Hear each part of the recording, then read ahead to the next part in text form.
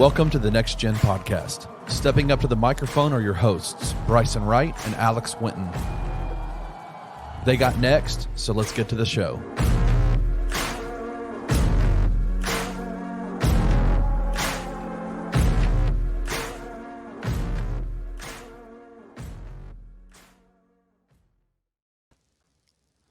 What is up, everyone? Welcome into the Next Gen Podcast. As always, I'm your host, Bryson Wright, and I'm joined by my co-host, Alex Winton.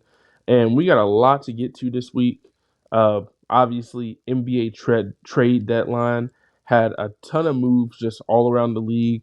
You know, maybe not as many of those big moves that you might have seen in past years. A lot of like bench players and maybe some role players getting moved. But when it really comes down to these teams and how close the NBA really is this year, like sometimes a role player can be the difference in a first round exit or something like that. On the Grizzlies side of it, obviously with the way the season has been going, most of the moves they made were not for this season. Obviously, they're more looking ahead to next year when they can get everybody back healthy and everything like that. But I still think they made some pretty solid moves. I mean, there's still questions. I think the biggest thing that we're going to continue to say, and we're going to get to it probably later, is that it's hard to evaluate these moves just right now because you're assuming they're going to do more when it comes to the offseason and stuff like that. But got to start with Steven Adams being traded. Got traded to Houston. Grizzlies got a couple picks back in Victor Oladipo, who was waived.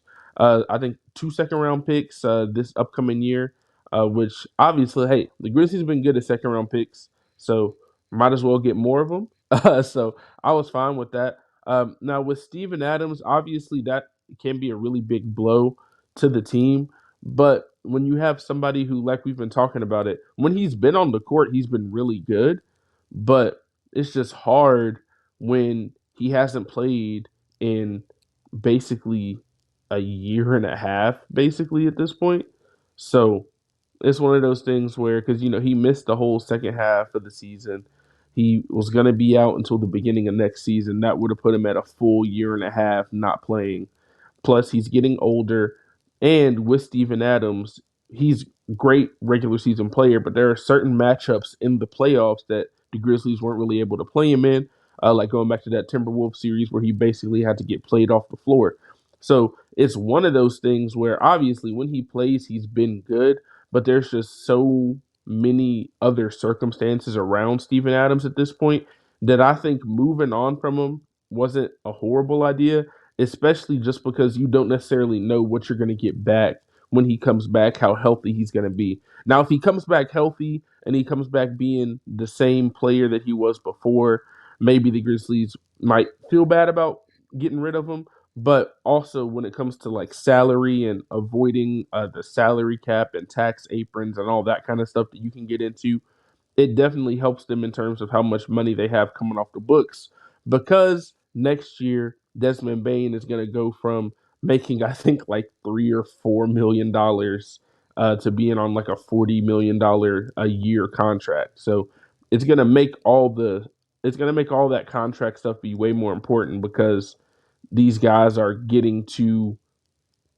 getting into their like main contract extensions. They're no longer on rookie deals. So you kind of have to do a lot more like around the edges and get some second round picks and stuff like that maybe you can hit on or trade and trade up in the draft or something like that. So that's why I'm not too mad about it.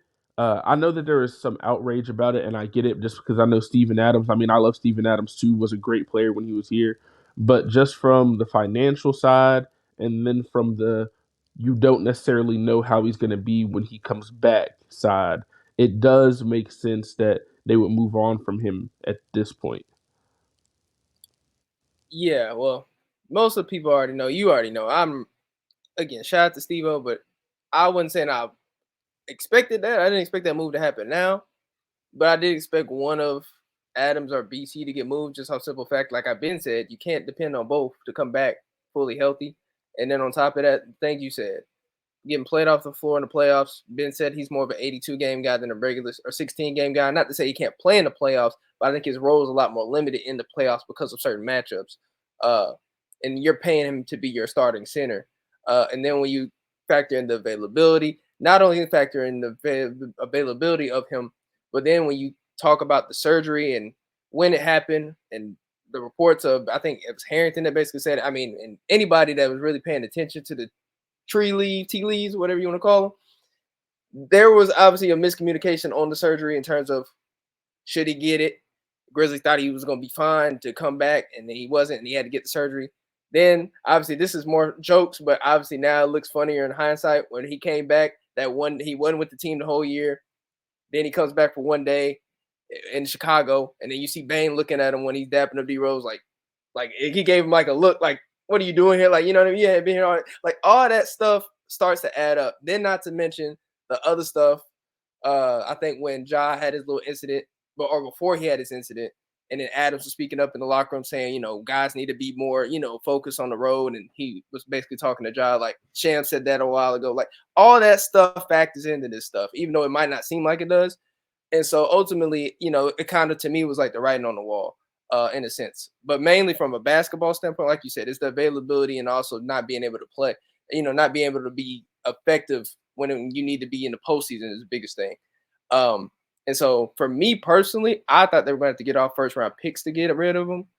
That was not the case. They actually, again, like you said, they got 2 picks in this draft, second round, but they actually got a 2025 second round pick too. So they got 3 picks and obviously Depot, but they cut him. And so I think that's good value personally, because again, you didn't have to get off any draft compensation to get off his contract, and you got compensation back for it. Which again, they've been good at second round draft picks, but not only can you use them, you could probably use them in a different deal. That going forward, like you could throw those 3 second round picks in, they'll move them around or whatever. So you have more flexibility in that regard, asset wise, and then obviously cap wise. They didn't want to pay all that money just to be a bad team. Again, they're a bad team for different reasons. It's not all roster. They've been basically hurt. I mean, if anybody saw that Celtics game, they had like 13 players out. So me and Bryson could have been out there on the floor, 10-day contracts. Like that's how bad it was. So yeah, with Adams, I think where he went obviously would be good for him, because again, he'll be playing back behind Sengun. So like even if he doesn't get to back where he was in terms of being like the healthiest center, I think he'd be good in the backup role. As for the Grizzlies, obviously, as we get into the more moves, obviously they didn't get another center per se, like a starting center, but this is now obviously clearly like they're not going to just go with Jaren. Well, but they're clearly going to try to get another starter in the offseason, you would think. There's just no way they like looking at the roster and say, hey, we're going to start Santi Adam, or hey, we're going to start Brandon Clark. Even though I like Brandon Clark and think he'll be fine, I think they're going to do more. It'd be hard to look, because at first, like again, it's hard for me to think obviously we'll get more into the moves, but it was hard for me to see them watch this season play out and be like, okay, we can bring back everybody and just run it back, because that's what some people are suggesting, just run it back. We're just injured. No, like some of this is run it back. Like you don't trade everybody, but some of this is just you just need to improve the roster. And so this was just one of those places one of those areas they needed to improve in. Obviously, people are gonna be mad about Adams going because they thought he was gonna get more value. But when you got a guy coming off surgery, it's probably harder to get value. And so for what the context of the situation, I think they did a good job in that deal. So yeah, but shout out to Steve-O. He did great for us. Again, I'm always gonna give shout outs to people that have been here. He's part of some winning teams. And again, I liked his fit better than when JB was here, because he took away, he didn't need all the shots. He did the little things. His playmaking popped here. So, I appreciate what he did, but again, I always say this, don't get too, like you were talking about people being mad, don't get too caught up in the players that go away. As long as it ain't, again, the people that are going to be here for the most part, Ja, Jaren, Bane. Obviously, you may say Gigi and Vince and all that, but Ja, Jaren, Bane for sure are established. Everybody else, don't get too attached until they become part of the core, quote unquote. So that's all. Yeah, definitely. Nah, I definitely agree with that point, and I do think the Grizzlies actually, I think, did a pretty good job, like you said, getting something back out of that.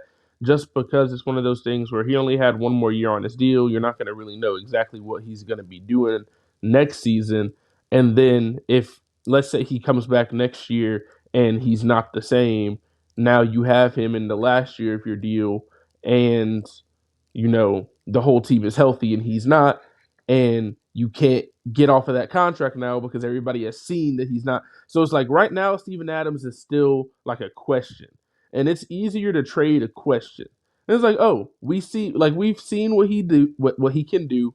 We don't know what he's going to be when he gets back. But if he had come back and he wasn't the same, then it's going to be much harder. Then you're talking, like you said, you got to give up more in order to have somebody take him on. So I think all of that like kind of went into it. And I do think that they want to find their center of the future. Because even though, not to say Steven Adams is 40 years old, I mean, obviously for centers and big men, it feels like they age a little bit faster. But, he's getting into his 30s and everything like that. Whereas you would want a center that can be with the team for probably the next, 4 or 5 years at least. So whether that's somebody you can go trade for, whether that's getting somebody in this draft that you really enjoy or that you really uh, like I think, or maybe you do both. Like maybe you some of those seconds you go and you trade for somebody that's an established center, and you sign or you draft a rookie in the second round, maybe where it's easier to find. I think it's easier to find a center in the second round than it is to find a point guard or something like that. Obviously, people can fall through the cracks at whatever position, but just for what the Grizzlies need, I think it would be much easier to find a dude in the second round that can rebound and set screens than it would to find one of these do everything wings that they have been trying to find. Like getting Vince and Gigi in the second round is not normal. Like that's not normal stuff. But we've seen centers like even Xavier Tillman, who we're going to talk about too, who got moved, was a second round draft pick as well. So if they can find but the main thing is they need to shore up the center position, because I know you said they might think about running Jaren at the 5. I just don't see it. I don't think Jaren's a 5. I don't either. Yeah. I don't. Well, let me say this. I don't either in the terms of regular season. Like I see him finishing games in the playoffs as a 5, but I don't see him starting regular season games all the way as a full-time 5. That's all I want to say. Yeah, and I know because people always kind of compare him, not to say he's at the level of Anthony Davis, but if you remember when Anthony Davis was younger, it was the same thing. He always had a center that he played with during the regular season, and then in the playoffs and the postseason, a lot of times you would see him close games at the 5, which I feel like that's more of what Jaren's role could be, just because I feel like, during the course of the game, especially in the first half, I feel like having him being able to, roam around on defense and get the number of blocks he had last year, which is not to say he's not as good on defense. Obviously, the block numbers aren't the same, but I think he's still the same level of defender. You saw that from when he's not out there, and the Celtics had 72 paint points. So even if he's not averaging 3 blocks a game, he's deterring stuff, right? And I feel like having a true center out there with him does it just it helps him a lot. And obviously Jaren's the one knock on Jaren besides it's foul trouble and rebounding. Like those are the 2 knocks on him.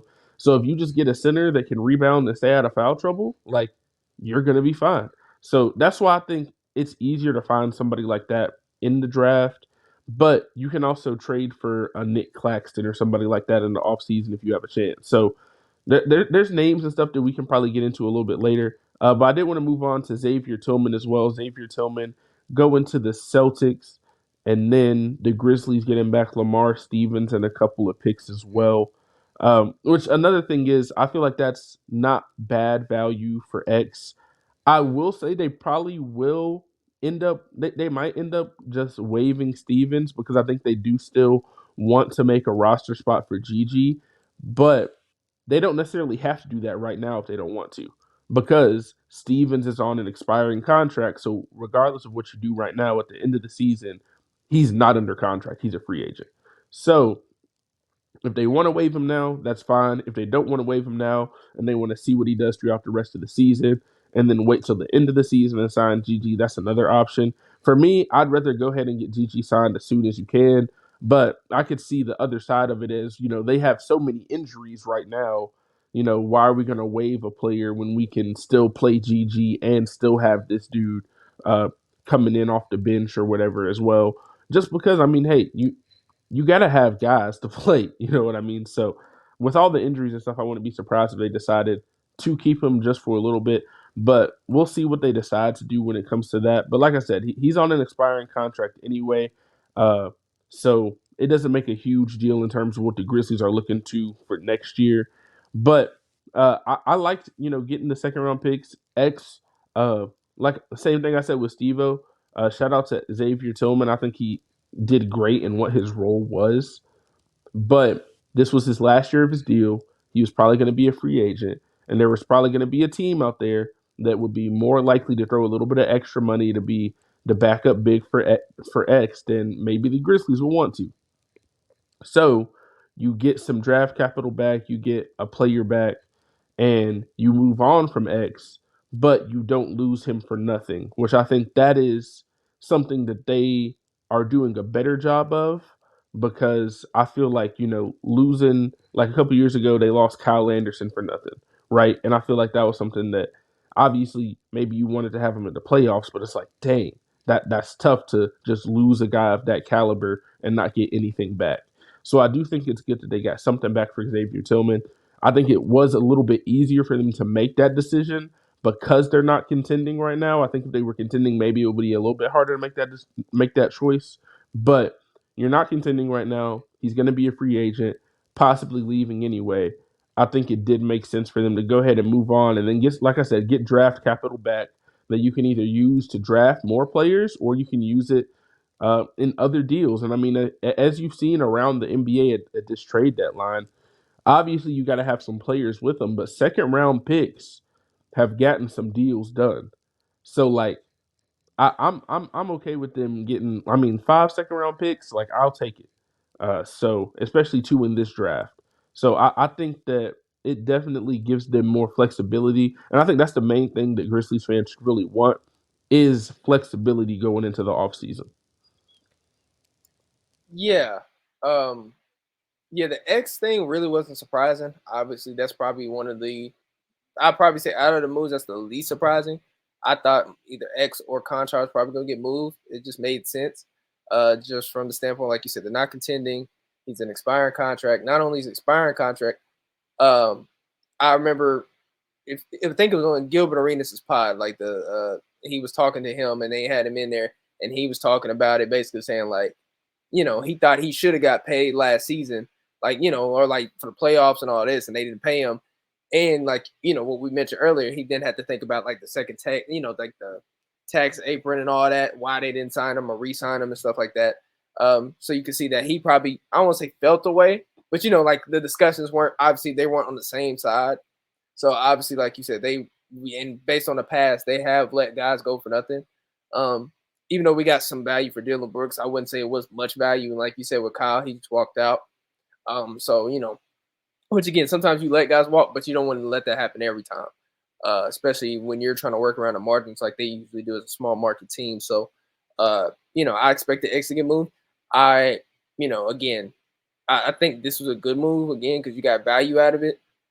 Again, some more second round picks there. I think it's like, if I'm not mistaken, what was it? Yeah, 2027 and 2030. So these are like picks down the road.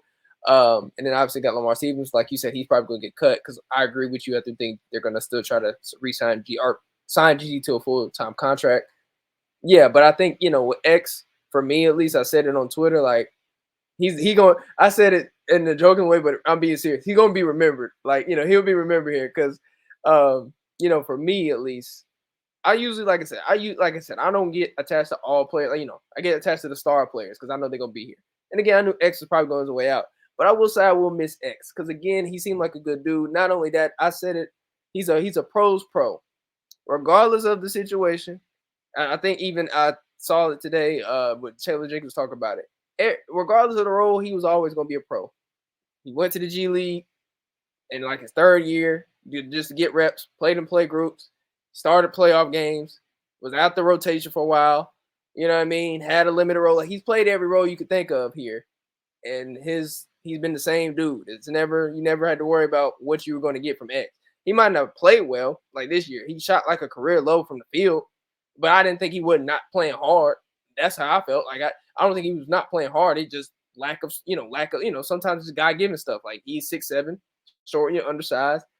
Offensively, he just wasn't making shots, but I don't think he was not hustling because he still was great defensively. And I think that's what's going to help Boston, at least around the margins, because they don't have to play Luke Cornett anymore, potentially. But yeah, like, he was always a pro's pro. And then you see stories about him like doing stuff in the community, and obviously his kids were here. He had, I think, a few kids in school. I think it was either Harry, I forgot which reporter it was, but he basically saying like he was, with him in the same little bookstore with his kids or something like that. And they were doing stuff like he's just being cool. So like, he's gonna be remembered around here for all that type of stuff. So shout out to X. I know.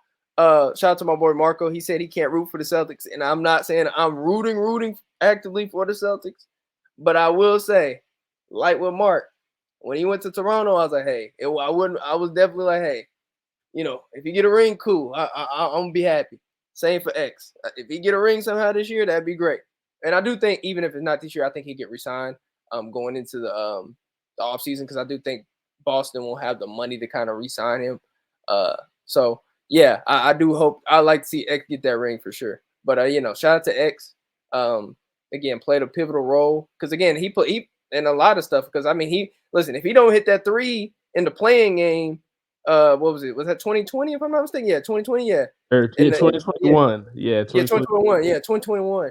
Yeah, if you don't hit the corner three in the game where I think Jaren had they sat Jaren that whole fourth quarter basically in the overtime, and he hit a big shot. Like if he don't hit that shot, this era might be a little bit different. I'm not, obviously they went on to lose the first round, but still that's like a big moment in this next gen era. So shout out to X for sure. Wish him the best. But obviously that was a move that was gonna be made. So I'm just glad that they were able to get some value out of it. But yeah, shout out to X for sure. Yeah, when you say he's going to be remembered, that's what I'm going to remember him for more than anything, is that shot in the playing game, man. That's definitely the best shot of it. It's that, and then game 2 versus the Lakers. Because like you said, and I actually had a Celtics writer reach out to me, Jack Simone. He reached out to me to ask about X. And that was the same thing I said, like you said. It's like, hey, regardless of what his role is, he's not going to complain about it. If he has to sit for 30 games and then now he has to be a starter, like he has literally done every kind. Like he's been a starter, he's been the first dude off the bench, he's been not in the rotation. Like he's done all of that. And all in all, he's never going to be a dude who's going to come in the media and say he's mad about it. He's just going to go to work, do his job. He's going to hustle. He might not make shots, but it's always like you're always going to know that he's given 100% out there. And that's really all you can ask for a guy like that. And then on defense, I mean, this is a dude who obviously he's a big man or a bigger player and he plays the 5, but he can switch. Like, we've literally watched this dude switch on to Steph Curry. Like, we've seen him do stuff like that. And it's like, that is very valuable in the NBA today. And I think that Boston is like, the Celtics as a team are really going to enjoy him just because of that. And I feel like he's the type of dude who a fan base can really easily rally around, just because, like I said, he's a guy who hustles. He's going to get blocks. He's going to get steals. He's going to dive for loose balls. Like, you're never going to have a question on if he's given 100%. And I think it's a good situation. Like, honestly, I will say that another thing, like, to the Grizzlies' credit, because we'll get to the other trade as well. Most of the guys they've traded them to good situations. Like, it's not like they're trading dudes to the Pistons and the Hornets and like stuff like that. Like, if you go back the last couple years, like even going back to DeAnthony Melton, they traded him to the Sixers. You know what I mean? So like a lot of these times when they have made these trades, they've traded him to a better situation, or they've traded him like in Tyus's point, maybe it wasn't a better situation, but they traded him somewhere where he's going to start. So Grayson, it's like another one. Yeah, they traded Grayson to the Bucks, yep. Right? And now he's obviously got traded to the Suns too after that. But right, still a good team. Yep. It's still a good team. So it's like I feel like they have set a lot of these players up that they kind of built up. And I do want to give Zach Kleiman a little bit of credit, because one of the things we have said is he hasn't traded anybody he's drafted. He hasn't traded anybody he's drafted. He finally traded a couple people he drafted this year. So not to say that he shouldn't have been doing that in the first place, but like it's growth. Growth is what I always like to show. So trading somebody you drafted, still traded them to a good place to where like you said, I think X is probably going to get re-signed. I think when Steven Adams comes back, if he's healthy, that's going to be a good fit for him in Houston as well. Like you said, he doesn't necessarily have to be the starting center. He can kind of be the backup to Sengun. And then with the last trade of the day and David Roddy getting traded to the Phoenix Suns to go play with KD and Booker and Bradley Beal. We'll see how much he actually plays on that team. I think he might have a good chance just because that's the one thing that has been an issue for the Suns is they haven't really had depth. And they traded 4 players out of that depth today to pick up both Royce O'Neal and David Roddy. So I wouldn't be surprised if we see David Roddy get some minutes out there too. But the Grizzlies also in that deal get back Chimezie Metu and one of my Yuta Watanabe is one of my favorite in terms of low key Grizz players. He's one of my favorite ever just because he's just like a funny dude to me. I posted a video earlier today of he took Jaren and was teaching him how to eat sushi and stuff, all that kind of stuff. I love that kind of stuff. And he until now, I was gonna say the thing he was gonna be most remembered for as a Grizzly was giving Ja his number. But now that he comes back, he has a chance, make some more memories. He has a player option. We'll see if he opts into that. But he's also only making basically the vet minimum. So that's another thing where salary wise, I'm fine with getting a guy like that back. Chimezie Metu, even though he hasn't really had a great season this year, I was looking at his stats and I was like, I wonder why. Because I saw a lot of people talking about it. I was like, why am I so much higher on Chimezie Metu than some of these people from other teams? I was looking at it. 3 of the 10 highest scoring games he's ever had in his career are against the Grizzlies. I think he said he's had 5 games where he had 15 plus, and 3 of them are against the Grizzlies. Because everyone's like, yeah, Chimezie Metu, that's whatever. And I was like, I felt like he's a good player. But it's because he always plays good against the Grizzlies. So hopefully that'll carry over and it's a FedEx Forum thing and he'll just be awesome playing in the FedEx Forum. But they needed help at center. Obviously, they'll have Trey Jemison on the 10-day, possibly have him on a 2-way or something else or continue to sign him to 10 days throughout the season. But, Steven Adams is already out for the season. They just traded Xavier Tillman. Your front court is basically Jaren and Santi Aldama now. That's basically all you had. So getting Chimezie Metu, I think, can help, especially just because it is for the rest of this season. And then, like I said, it's another expiring contract where, hey, if he plays good, maybe you say, okay, we want you to be a backup big. But if not, no harm, no foul. You still have more roster spots and more options in the offseason, which I think, like I said, is the biggest thing the Grizzlies wanted at this trade deadline was more options. Yeah, now that trade, because I think they get a pick swap too, 2nd round pick swap, which is great. That one surprised me because again, I will say I have a list of people that I wanted off this roster, not disrespectfully, but that I'm like, okay, well, you clearly got to cut out the fluff. I said it earlier, you got to cut out the fluff, and I think they did a decent job at that today. They cut out a lot of the fluff. A lot of the players that I said, hey, you probably need to trade them. To their credit, again, but give them a little bit of credit, they did. Roddy, X, Adams, again, there was a couple more, I'm not gonna say their names. There's a couple more that still around. They still need to probably pack their bags too, just a little bit, go somewhere else. But it's okay, not right now. Happened in the offseason. And so Roddy was kind of one I didn't expect, at least not until the offseason. So when I saw that, I was like, oh, okay, actually okay. Because that kind of took, I won't say I was surprised, but I was surprised in the sense because, like you said, Kleiman hadn't really traded his picks like that, especially in their first, let me say this, their first 2 years of playing. You know what I mean? Usually, with X, this is year 4 or 5 for him. So, with the first 2 years, he was going to trade him like that. So, for me, I'm like, okay, that's a real surprise.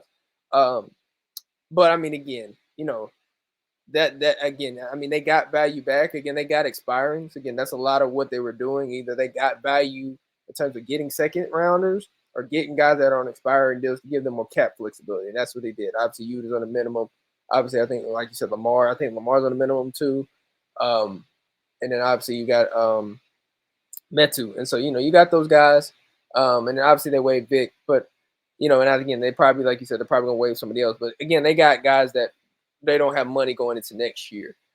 So, that kind of gives you flexibility to do stuff this offseason, which I think, again, is really what's going to, be ultimately the telling story. All this is kind of setting themselves up to have a big offseason because, again, for me, there is just no way in my brain, in their brain, because, again, I would think these guys that have these jobs are smarter than me to some extent, that there's no way they can look in this roster and be like, hey, we're just going to make one move or, like, we're just going to draft somebody and be done. Like, that's not, I do not think that's the case. It'd be hard for me to see that. So a lot of this is just to set up the offseason. This was another one that's setting up the offseason. And again, they got more value out of it. They got more picks, got expiring contracts. So yeah, I mean, listen, shout out to Roddy. Time was short here. Had no problems with him. I just, again, he just didn't develop. I almost say he didn't develop into a player what I thought he could be. But to a certain extent, again, he's just a casualty of one of Kliman's mistakes. Drafted too many wings that didn't really take the leap that they needed to. And obviously you had to cut out the fluff of them. It's going to be probably hard to – there's obviously some reports about the Grizz trying to get Killian Hayes. And that really probably would have been a Zaire move. Then obviously with Jake, there's probably wasn't going to be much of a market for him because he's always been injured. So the guy that clearly who played, I think, every game this year and played a lot of games last year and who has shown he could play a little bit, had moments, was Roddy. So it kind of makes sense in hindsight that, he was the guy to go. But yeah, hey, shout out to Roddy, obviously. It seemed like he was a good dude, seemed like he's a good teammate. And again, I never felt like Roddy didn't, for the most time he played hard, just for what his role was. I think it was going to be hard again. It's the same with these guys, like you were talking about everybody else. I think with their roles here, what we needed from them was I won't say was overstretching their capabilities, but we don't have enough of certain other stuff. So what we need from them is more dire and then in the situations that they're going into. We need X to be more of an offensive player. He doesn't have to be that in Boston. He can still be missing 10 layups a game because they got Jason Tatum and Jaylen Brown and Kristaps Porzingis. Like, he can, you know what I mean? Like, he can still shoot 40% and be fine because they don't need the offense. Or like with Roddy, they probably need more of his defense and more of his physicality, more of his rebounding. Granted, he probably go. Not saying they don't need to be better, but they're not as their shots are not as dire, because their margin of error is bigger to play, bad or not contribute as much in other areas, because that's not what they need. So, yeah, shout out to Roddy, obviously, and yeah, that's really, again, I was just surprised. Like I low key, that was probably the only one that surprised me. I was like, wow, they really did it. So, like you said, I give him credit. I give Kleiman credit, but again, there's more work to be done. I give him credit though. Yeah, definitely more work to be done. Definitely more work to be done. No question about that. I was a little bit surprised that Roddy was the first one to go, but then the other side of it is I think he had more trade value than both Zaire and Jake LaRavia do right now. So it was probably easier to move on from him, and there's probably more teams that would be like, okay, we've actually seen him stay on the court consistently, where Zaire and Jake have both had their own injury issues and stuff like that. And even when they have played, they haven't been great.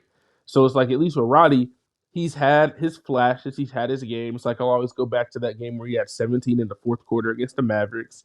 And honestly, if you're the Suns and the Mavericks, that's a rivalry. You're probably going to see him in the playoffs. Why not get a dude that only plays good against the Mavericks? I mean, you're probably going to see him in the playoffs. Might as well keep him there. Like, I get it. So I think on the Sun side, like, I don't think it's like a bad deal, but I still think the Grizzlies are coming out better because I think even though Yuta hasn't had a great year this year, I still think he's a dude that is easier to just plug and play. He's gonna go out there and he's just gonna be a catch and shoot guy, and he's on the vet minimum, right? So he has a player option this year. We'll see if he opts into it or not. But if he's on your team next year, I don't feel bad about it because at the very least, he's going to go out there, he's going to hustle, and he's going to shoot threes, right? And even though he hasn't shot the ball as well in Phoenix, I do think with the way the Grizzlies run their offense and the way they have shot a lot of threes, especially for the back half of this season, I think it's going to be a really good pickup for them just because they have another like legit shooter or a dude who's legit 37, 38% from three for his career. I'm always fine with having guys like that. And then when you add in the fact that he's been here before, he knows what it means to play in Memphis and all that. That's where he kind of started his career. He has a good relationship with Jaren as well. Going back to, like I said, they basically were really good friends back when he was here the first time. So it's like he has relationships with guys on the team. Him and Ja have a good relationship as far as I know as well. So it's like he has good relationships with some of those guys that he played with. But it's really crazy to think about. I think Ja and Jaren are the only players that he played with that are still on the team. Like if you go back to that, like I think Ja and Jaren might be the only ones because I mean Kyle Anderson and all those guys from like that Brandon kind of Clark. and Brandon Clark. That's right, Mm-hmm. Brandon Yep. Clark. That's it. So it's just those three. And then Brandon Clark, we'll see if he actually does play with them because we'll see if Brandon Clark is going to come back this year, if they're just going to sit him out, and if he's going to be on the team next year. But yeah, it's going to be it's kind of just cool to see him kind of get back. I really enjoyed the way he kind of carved out a role for himself, especially when he was in Brooklyn and on the Nets. I thought that was pretty cool. So I always like to see it when players from the Grizzlies are able to succeed other places and stuff like that. So it's also good to see him kind of like full circle come back.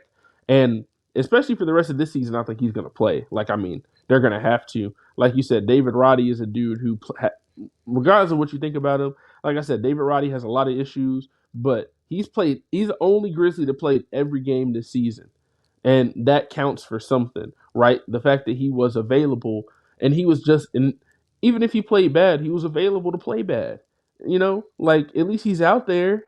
Like, dang. So that is the one thing where I'm like, out of everybody, I do see like maybe why people would want. Like, I would agree that if it was up to me, I probably would have tried to find a trade for LaRavier Zaire before Roddy, just because I feel like Roddy could have been used as maybe a bigger move in the offseason as well.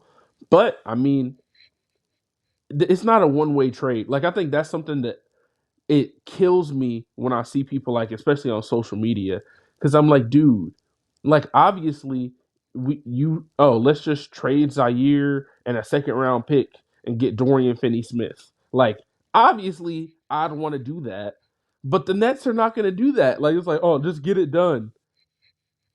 Like the other team has to agree to the trade. Or hey, let's just waive one of the players. Like, we're not waiving a first rounder guy. I know we saw some get waived, but we're not gonna waive nobody for no first round guy. Like, oh, man. Yeah, and then so that's the one thing, and I'm like, dude, you gotta actually like think about it past the surface level, because like obviously there's some guys still on the roster that you would want to get rid of maybe or want to move, but they have to have value to other teams as well. But just wanted to get to before we talk about like the offseason and stuff, I want to talk about what they can do the rest of this season in order to set up the offseason even more. The thing that I would do is, we'll see what they do with Lamar Stevens and stuff like that, just because, like I said, they have a lot of injury issues. But I mean, if you have a chance to sign Gigi to a multi-year deal now off of his two-way, rather than waiting till the offseason, like getting that done as soon as possible, uh, that would be my priority right now. So if you have to waive Stevens or whatever in order to open up that roster spot, that's fine. And then honestly, if it was up to me, I'd probably waive him, sign Gigi to a multi-year extension. That opens up a two-way, and I'd probably bring in Trey Jemison on that two-way, at least for the rest of the season. But that also can get a little bit wonky because of how many games he could play and the percentage of games you can play as a two-way player. So it might be better for them just to keep him and keep signing him to 10 days for now, because they do still have that disabled player exception from not having Ja and stuff like that and missing so many guys. So I think that they probably could do that for a little bit, but I would like to see him possibly get on the two-way, and then that's somebody that you can have for next year if he can be like the third or fourth center and he's on a two-way and he's playing with the hustle. I think that could be fine. Something similar to what they did with Scottie Pippen Jr., where his two-way goes through the end of this year and through next year. I could see them doing something like that for Trey Jemison as well. So that's probably what I would do right now in order to continue to set up like some of those offseason moves. But I also understand, like I said, it's all about having the flexibility once you get there. Yeah, I agree. I think that's probably what they do too. I mean, I keep saying it. I said it probably when was it? Yesterday? Yeah, let's get the Gigi thing going. I mean, listen, I don't know why again, it's just hard for me to see them wait until the offseason to get this Gigi thing done. Not saying they wouldn't, but I just think you would want to get a guy that's on a two-way, knowing his days are probably coming up on a limit where he's clearly played well enough to be on the main roster. At least give him a chance. You understand guys are going to come back soon. So I do think there's going to be a point where they're going to sign him. Now, like you said, that's probably what they'll do. They'll probably keep signing Trey on those 10 days until they get like a Bane or like a Smart back. And then once they get those guys back or like a Clark back, then that's probably when they make the move to cut somebody, or they might do it now, or that's probably when they make the move to sign like Gigi and then sign Trey to a two-way. But that's what in my head would be the thing to do. Just makes a lot of sense. Because again, Gigi's obviously earned to be on the main roster. Trey, I felt like played decent enough to give, put him on two-way, see what happens. And again, they set themselves up in a cap, to be flexible enough in the offseason and make other moves. Because again, I know, like we talked about, like people think, yeah, like I just even joked about it. Like I think when Dorian Finney-Smith was like playing bad, and I was like, hey, can I interest you in like David Roddy, Jake LaRavia, like 2 second-round picks? Like obviously I was joking because again, they're not going to take that deal. But like, if they could, I would. If they would listen, if that was on the table, they Grizzlies would have done it. But it was obviously because teams want more than that. But the thing I will say about the guys that still could be using offseason, like hypothetically speaking, like a Jake, like a Zaire, or like a Conchar, really specifically with Conchar and Zaire, their salary goes up. So now that salary can be used to match other salaries if they're trying to bring some salary back in future deals. So that is a positive. So that's another reason why they could wait, because their salary is not the same as it is going into next year. So they could use that. They can use that salary plus the second rounders plus more picks to get off of those players to bring in some more good players versus like today, if they would have just traded Killian Hayes or traded for Killian Hayes just for an expiring and get rid of Zaire and like two second rounders, like that wouldn't have made much sense. You know what I mean? You might as well just keep them at that point. So, yeah, I think that's really the move. Obviously, going forward with the rest of the season in terms of future moves, because again, they're not going to be in the buyout market. There's no reason they're not no contender right now. So the only other obvious move is to again sign GG and then probably sign Trey to a two-way. That's literally the only moves I see happening for the rest of the year. Obviously, everybody else get healthy and see what happens. See how they all play together, mesh together. But that's it, though. To the offseason. But I always said a lot of stuff that in terms of moves that move the needle don't happen until the offseason. Like, obviously, Daniel Gafford was a guy I wanted on the Grizzlies, and he's on the Mavs now. And obviously, I look at that deal, and I'm like, why couldn't the Grizzlies do that? But at least the thing I'll say about that deal, that was the only guy that kind of moved, at least in the spot. Like, in terms of the position they need, that was the only guy that really moved where I'm like, okay, that I really wanted, that I would see on the Grizzlies. Everybody else is still on their teams. So what that tells me is, okay, they probably can spend the block in the summer and be able to get those people or acquire those people with different deals. So that's the good part about it, I will say. But outside of that, yeah, they did what – like, I'm going to give them credit for what they did today, but at the same time, I'm not going to be all up in like, oh, man, is that Clemens? Like, no, I'm not going to do that. Because, again, my expectation is different. If my expectation was just to be a good playoff team, sure, I'd be like, okay, this is good enough. But this team, the GM – the coaches, the players have said they're trying to win a title. So with that said, this is good stuff, but there's more work to be done. So until I see more of the work to be done, then I'll be happy or quote unquote sleeping well, like as I used to say. Y'all notice I ain't said that in a minute. Now I am sleeping well, but not well enough. You know what I mean? So again, there is more work to be done. It's like that Kobe Bryant gif, like more. I need more. Obviously, I can't get more right now because it's not the offseason. Just got to deal with the game. But when the offseason comes, I'm gonna have I got high expectations. I'm expecting a lot of stuff to happen. This roster will look not completely different by next year. There's obviously gonna be some familiar faces, but I should look at the next season, going into the next season training camp. I should be like, okay, this roster looks like one. I'm be like, okay, they can actually say what they like. It matches up with what their goals are saying, because they've said they have this goal, and the roster and the moves and the decisions have not matched up, in my opinion. Yeah. If I see that going into this next season, and I look at the roster and they be like, oh, we're trying to win the title, I can look at that roster like, okay, I can see it. Then I'm good. So, but until then, more work to be done. So this is good. This is a good start, but I need more. Yeah, so like if I had to grade the trade deadline, I'd probably say like a C plus B minus level. Like just they didn't make a splashy move, but they set themselves up to where they could make the offseason an A, right? So that's the kind of thing. It's almost kind of like this was like the preview test, the pre-test before you actually take the real test. And you did okay, but you still got some stuff you got to work on so you can get ready for the actual test coming this summer. That's the kind of way I see it. But like I said, I like a lot of the moves that they did make, and I think they did right by the guys that they had. I mean, they sent all three guys into pretty solid situations for their careers as well, and that's not something you have to do, right? There's nothing that says you can't trade somebody to the Pistons. But, hey, the Grizzlies, I think they did a good job trading guys to places where they can further their careers as well. So I think that's something, and I think that's something that's a small market. I think that players also look at that too, in terms of if you want to get a free agent, you can say, okay, maybe they will trade me, but they're going to trade me somewhere else where I can further my career as well. And they can work together with like, hey, we're going to try our best to do right by you. Now that's not to say that every time, like, hey, if it's the best deal and the best deal is you got to go to a team that's won 6 games this year, like, hey, look, that's what's going to have to happen. But I feel like just from the GM standpoint, it's like when you do that, you do get a little bit, just around the league. Guys, I think guys notice that. Like that's something guys do notice. It's like, okay, you sent this guy to the Bucks, you sent this guy to the Celtics, you sent this guy to the Suns. Like you're sending these players to places where they can actually compete. So I think that's positive. Obviously, another positive is the Grizzlies do not have Killian Hayes on the roster. I'm just gonna be honest. I saw that. Listen, it's cool and all.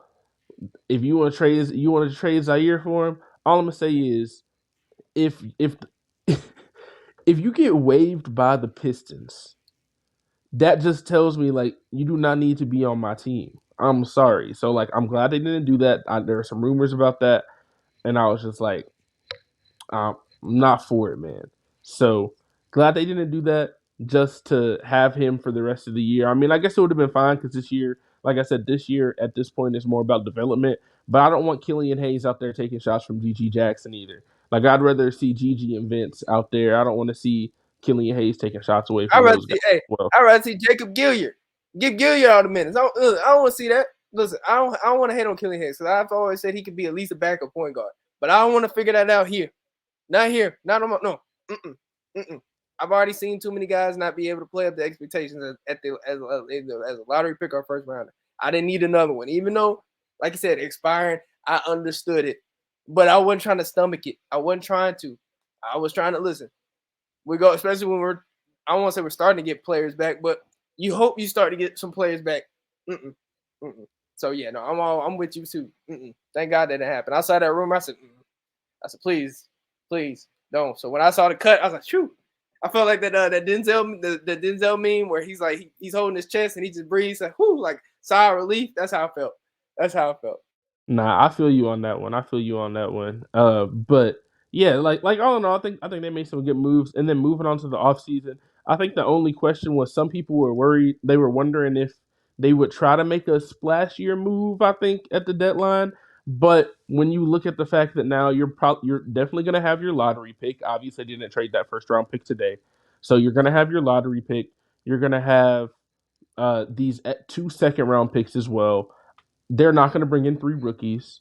Maybe you package that first round pick and some second round picks. I mean, to try to move up a couple spots. Like, I mean, you get the 5th pick. Hey, okay. Why? See if we can move up to 3. You know what I mean? So obviously, it probably won't be just those seconds. You might have to throw another first in there or something too.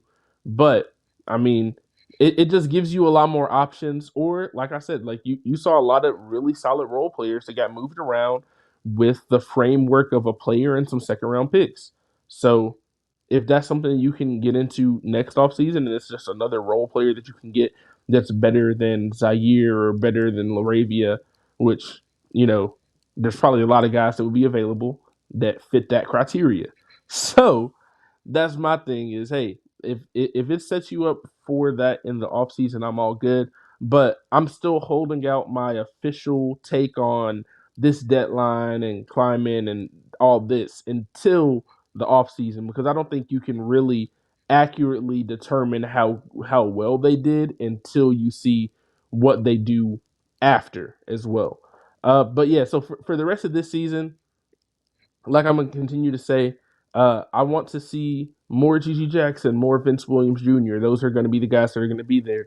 Jaren Jackson Jr., as we're recording this is before they play the Bulls. I think they're going to play the Bulls about 20 minutes after we record this. So Jaren's supposed to be back for that Bulls game, everything like that. So hopefully he'll get to play some more, and he didn't have a bad injury. So I'm fine with seeing more development for those guys. But then also, maybe showcase some of these guys, like when Jake comes back, see, obviously probably not for this team, but maybe he can play enough to where another team will think about trading for him. I mean, I don't know. But that might be tough too, just because I feel like that was the main issue. Is that I don't know if there's any other teams that was really looking for a guy like Jake Zaire right now. Well, hey, listen, I'm gonna say this: it must have worked for Roddy, because Roddy hit them threes in the Knicks game. Son saw that, I was like, yeah, we need him. So hey, something worked. Something worked. That's all I'm gonna say. No, I'm gonna say it's no coincidence, because Roddy had a really good game against the Knicks, and now he's gone. So say, hey, keyword, sell high. Key phrase, sell high, sell high. That's all I'm gonna say. So hopefully some guys, could put together a good stretch in the second half of the season, and you could move them, or they might develop the players. Who knows? I don't know, but I'm pro sell high. If you can do it, sell high. Somebody will take them. There's not all these players is all the way back. Like Zaire's had some moments. A team could buy into it. Like there's more things that obviously you still gonna have to give up some more stuff. It can't just be Zaire and like, oh yeah, we're done. But like I'm saying, you could throw him in the deal versus, like we said, trying to get off his money for Killing Hayes. You could get better options in the offseason. So that's what I'm hoping for. But yeah, can't really judge. I mean, my judge, like I said, C. I probably give him C plus. That's probably where I'm at, because I'm like, okay, they just set up stuff. They didn't really do anything that kind of moved me for real. I mean, they got assets, but like I'm like, okay, that's about it. Now I'll say this: they signed Gigi. Okay, cool. And that might bump it up a little bit, because I'm like, okay, you did this, sign somebody that we clearly needs to be on the roster. But outside of that, I'm just waiting. I'm waiting and seeing. Just waiting and seeing what Kleiman got going on, because y'all already know. I've been slandering Kleiman all season, and this will continue. Trust me, even after he moves, this will continue. I got to get jokes off half of the way, but also I got to keep my criticism high. I got to keep my same energy. So just be prepared for that on Twitter, as you will see me continue to be the same way. I can't joke on David Roddy no more. That's probably the saddest part about it. I can't just joke on David Roddy no more. So now I got to find somebody else. If somebody else play bad, I got to find somebody else to throw jokes at. But that's about it, though. Yeah, Grizzlies Twitter is going to have to find a new scapegoat. I think that's number one thing. They're going to have to find a new scapegoat, because everybody was blaming David Roddy. I was like, I never, like I said, I never really thought it was David Roddy's fault, man. Like, obviously he wasn't playing good, but it's like, you're asking him to do stuff that he doesn't do, man. You got this man as dang near the number one option on offense. Like, he did that at Colorado State, sure, but this is the NBA, man. So, like, I never really thought it was his fault, man. There's only so much you can do when you're being played like so high above where you need to be played at. So that's the last thing I'll say about him. And like I said, for all these guys, I hope David Roddy goes to the Suns and has a great career. And I hope David Roddy and Xavier Tillman play each other in the finals. How about that? Good for them. That'd be fun for both of them. So I'd be happy for either of them if they did get the opportunity to do something like that. But I think for the Grizzlies, the ship had kind of sailed for those guys. And like I said, with X, he wasn't going to be coming back most likely. So I think all in all, a solid trade deadline. Obviously, probably could have done more, but I think it's okay that they didn't do more, because the guys that I wanted them to do more for didn't get moved, like you said. And you can also still hit free agency. You still have some trade exceptions and stuff like that that you can use in the offseason. But yeah, as always, I just want to say thank you to everybody who listens to this week's episode of the Next Gen Podcast here on the Bluff City Media Podcast Network. Trade deadline is always an interesting time of the year. know we've been talking about that a lot over the past month, so going to have to pivot a little bit more for the next couple episodes. But as always, I'm your host, Bryson Wright, and I was joined by my co-host, Alex Winton, and we will see y'all next week. Thank you for listening to this episode of the Next Gen Podcast. If you enjoyed this episode, leave a like and a comment wherever you download your podcasts. Head over to www.bluffcitymedia.co, where you will find comprehensive coverage of all things Memphis sports and how you can become an insider. We'll see you back here next time.